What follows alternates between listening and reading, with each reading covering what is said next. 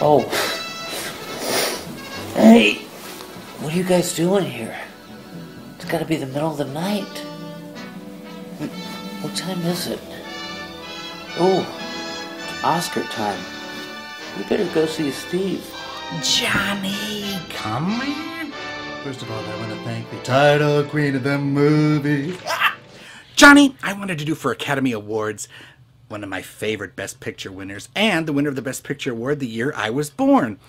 1953's From Here to Eternity, directed by Fred Zinnemann and starring Burt Lancaster, Montgomery Clift, Deborah Carr, Frank Sinatra, Donna Reed, and Ernest Borgnine. Now, this was taken from one of the most controversial novels of the 50s, and James Jones had written it right after World War II. And it had to do with an army base in Hawaii just prior to Pearl Harbor and what happens to the men who are thrown together in this particular juncture. Essentially, it's about a sergeant played by Burt Lancaster who has a love affair with his superior's wife, who's sort of slutty, and she's played by Deborah Carr. Then there's a guy who was a boxing champ who killed somebody in the ring, and he doesn't want to box anymore, and his name is Prew, and he's played by Montgomery Clift. He has an affair with a dance hall hostess who's really a prostitute, and her name is Lorene, and she's played by Donna Reed. And finally, there's Maggio, who's sort of the comic of the troupe, and he was played by Frank Sinatra.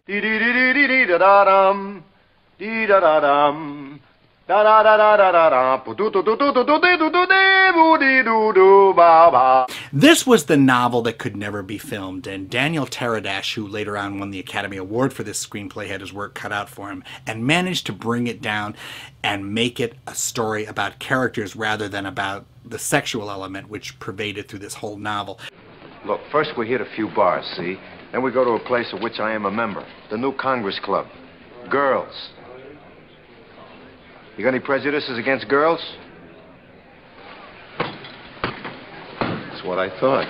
It was shot on location in Hawaii, and it was cast against type. Originally, Joan Crawford was set to star as the wife of the colonel, but she didn't like the wardrobe. So Harry Conn, who was the head of Columbia, said, to hell with her, fire her. And they did. And Zinnemann stepped up and said, I want to anti-typecast this whole picture.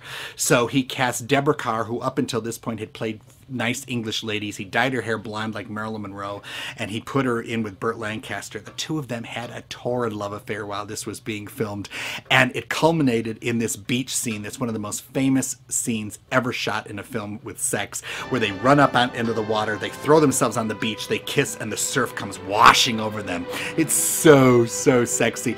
And she runs away from him, and she collapses on the beach, and he drops to his knees, and he was so hot at that time. And she looks up at him, and she goes, no one ever kissed me like that before. And he falls on her, and he tongue kisses her like you cannot believe. Open mouth kiss. It's just so hot.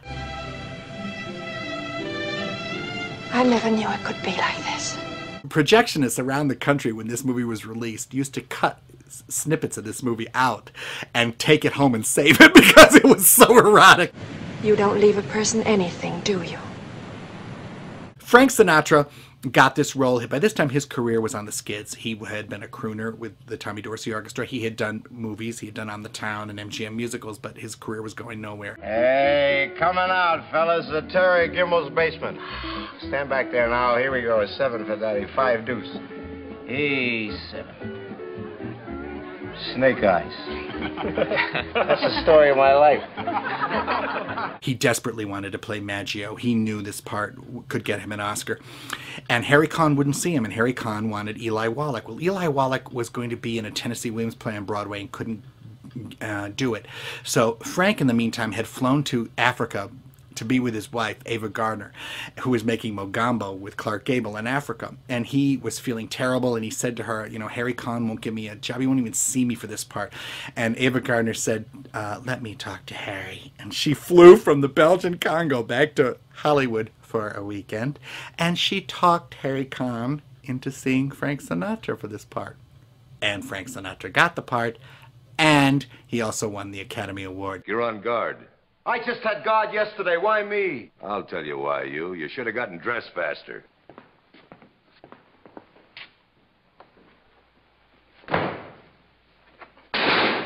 Montgomery Clift was the reason that everybody did well in this movie. He raised the stakes.